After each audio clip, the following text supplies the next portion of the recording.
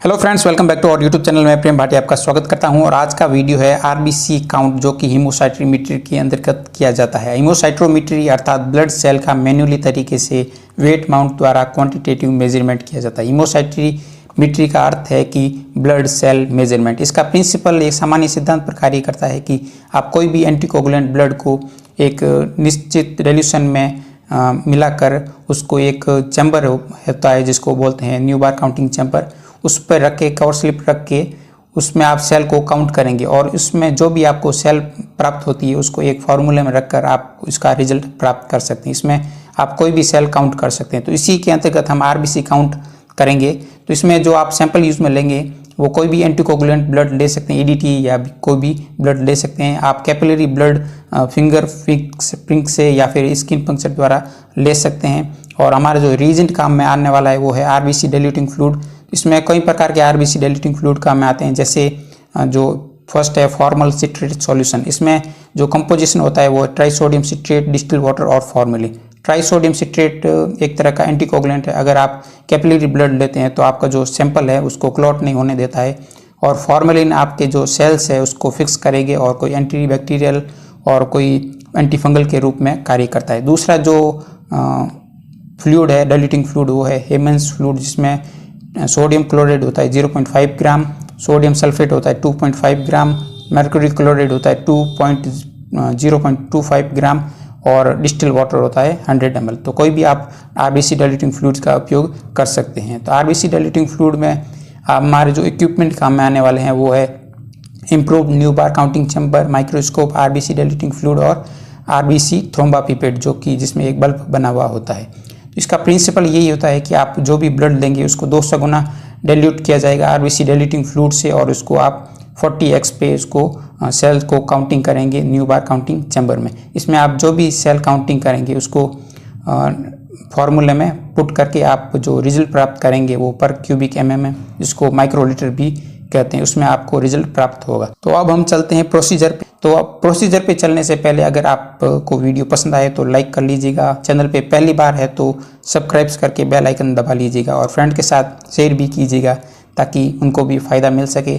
और आप हमारे यूट्यूब के अलावा फेसबुक, इंस्टाग्राम और ट्विटर पे भी हमें फॉलो कर सकते हैं। आरबीसी काउंट को करने के लिए जिस उपकरणों की आवश्यकता पड़ेगी वो है माइक्रोस्कोप, माइक्रोपिपेट, रिएजेंट और सैंपल और हीमोसाइटोमीटर, जो कि आप देख रहे हैं।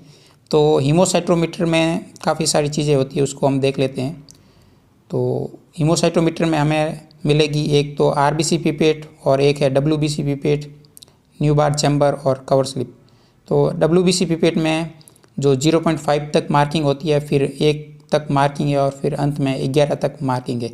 बीच में एक बल्ब है जिसमें वाइट कलर का बीट्स है और एंड में एक माउथ चक्कर वाइट कलर का। ये इंडिकेट करता है कि ये डब्ल्यूबीसी काउंट के लिए है। इसी तरीके से आरबीसी काउंट में भी आप ये पिपेट देख रहे हैं जिसमें 0.5 मार्क, 1 मार्क और एंड में 101 मार्क तक है।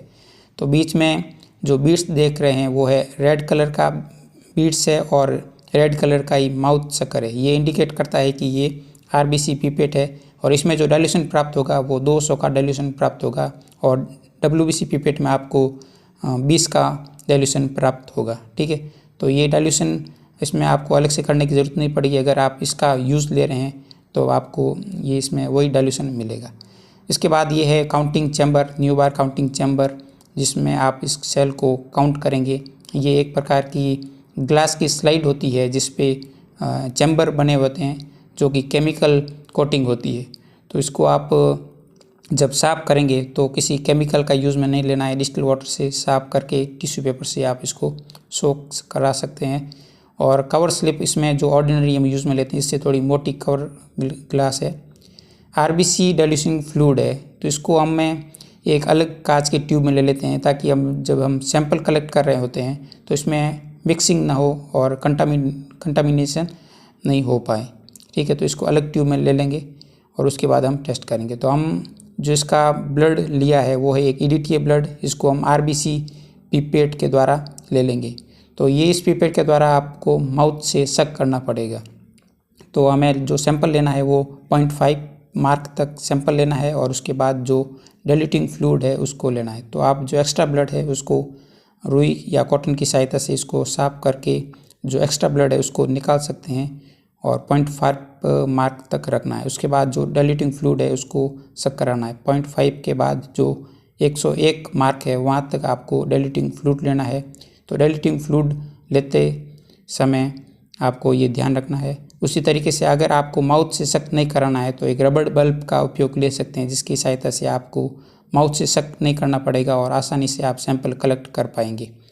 पहले की तरह ही आपको अगर एक्स्ट्रा ब्लड आ गया है या फिर जो साइड से ब्लड है उसको हटाने के लिए आप कॉटन का यूज़ लीजिएगा, टिश्यू पेपर का यूज़ नहीं लेना है। टिश्यू पेपर जो सोख लेता है फ्लूइड को, तो आप इसका यूज़ नहीं लेना है।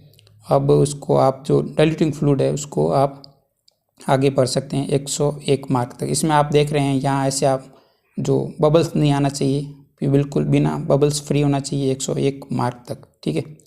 तो ये हमने सैंपल कलेक्ट कर लिया। अब हम देख लेते हैं जो बल्क डाइल्यूशन मेथड होता है उसमें किस प्रकार से सैंपल लेते हैं।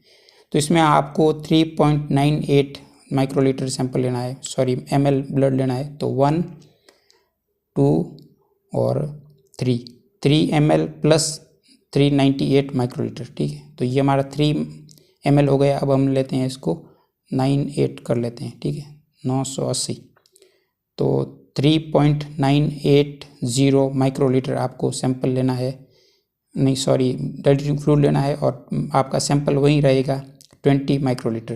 तो इसके द्वारा आप जो 200 का डाइल्यूशन प्राप्त हो जाएगा। इसमें आपको जो पिपेट है RBC पिपेट उसकी ज़रूरत नहीं पड़ेगी, इसमें आप आसानी से बना सकते हैं और सैंपल का उपयोग कर सकते हैं, ठीक है। फिर आपको इसको अच्छी तरीके से मिक्स करके रख लेना है और फिर आप इसको जो यूज़ में लेना है। तो ये हमारा काउंटिंग चैम्बर है, इस पर हम लगा देते हैं एक कवर ग्लास।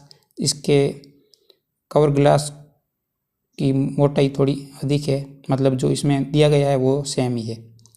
अब आप इसको जो फ्लूइड है जिसका मिक्सर बना है उसको चार्ज कर लेना है।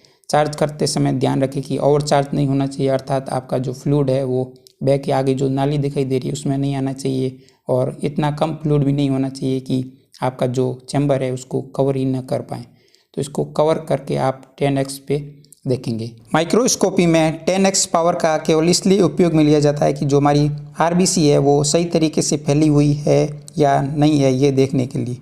तो इसका जो अध्ययन किया जाता है वो हाई पावर पे किया जाता है, अर्थात 40x पे। तो हम जो हमारा लेंस है उसको चेंज कर लेते हैं 40x पे और फिर देखते हैं। तो इसमें आप देख रहे हैं इस प्रकार से हमारा जो एरिया कवर होता है। तो सबसे पहले हमें उस जो खाने को ढूंढना है जो सबसे लेफ्ट में है और सबसे ऊपर है, अर्थात पहला खाना जिसको हमने R1 नाम दिया है, ठीक है। तो R1 खाने में जो सेल्स है उसको काउंट करना है। तो ये सबसे लेफ्ट है और ये सबसे लेफ्ट है और ये सबसे ऊपर है, ठीक है। तो हम ये खाना हमारा R1 कहलाएगा और इस पे जितनी भी सेल है उसको काउंट करना है। इस खाने के अंदर जितनी सेल है उसको काउंट करना है और उसके बाद हम दूसरे खाने की ओर चलेंगे।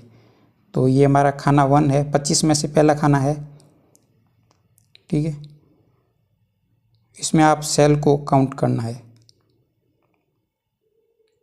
1, 2, 3, 4 और ये 5। ये सबसे राइट वाला खाना है, अपर मोस्ट राइट खाना है। इसमें भी जो सेल्स है उसको आपको काउंट करना है। इसमें जो साइड में कोने दे रखे हैं वहाँ हमने जो लाइनिंग है उस पे सेल है उसको हम काउंट नहीं करेंगे। राइट में और ऊपर उसमें जो लाइनिंग है वहाँ पे सेल काउंट नहीं करेंगे। इसी प्रकार से ये हमारा सबसे नीचे वाला खाना राइट में है उसको आ गया है, जिसको हम R3 नाम दिया है। इसमें भी आप जो नीचे वाली लाइन है और राइट में जो लाइन है उस पर अगर कोई सेल्स है तो उसको काउंट नहीं करना है। दूसरी साइड अर्थात लेफ्ट में और ऊपर की जो लाइनिंग है अगर उस पर कोई सेल्स है तो उसको काउंट करना है। तो इस प्रकार से आपको ध्यान रखना है। तो अब हम चलेंगे R4 पे, ठीक है। तो ये सबसे लेफ्ट में सबसे नीचे का खाना है।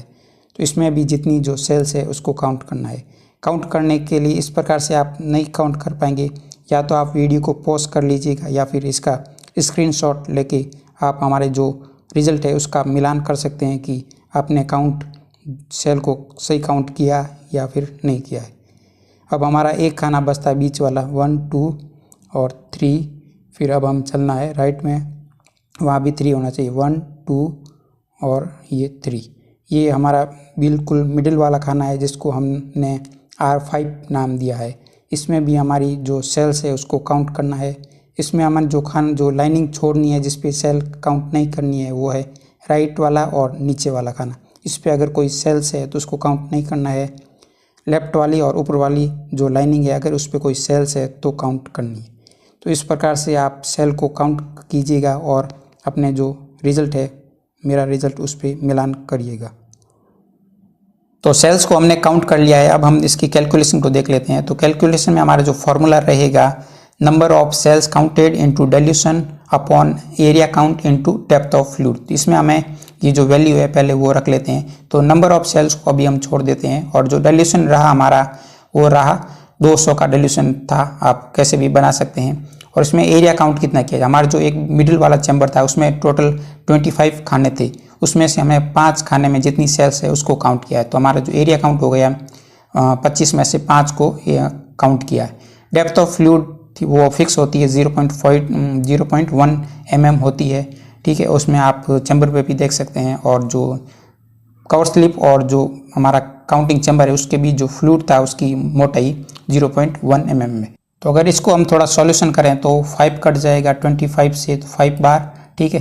तो यहाँ मैं इसको 5 भी लिख सकता हूँ। तो इस प्रकार से हमारा जो रिजल्ट इस प्रकार से आएगा 1/5 और 0.1 ये आ गए, ठीक है। तो इसको मैं ऐसे भी लिख सकता हूँ 0.2 इंटू 0.1। तो अगर मैं इस 0 पॉइंट को हटाता हूँ और इस पॉइंट को हटाता हूँ तो मैं यहाँ पे 2 0 ऐड कर सकता हूँ, ठीक है।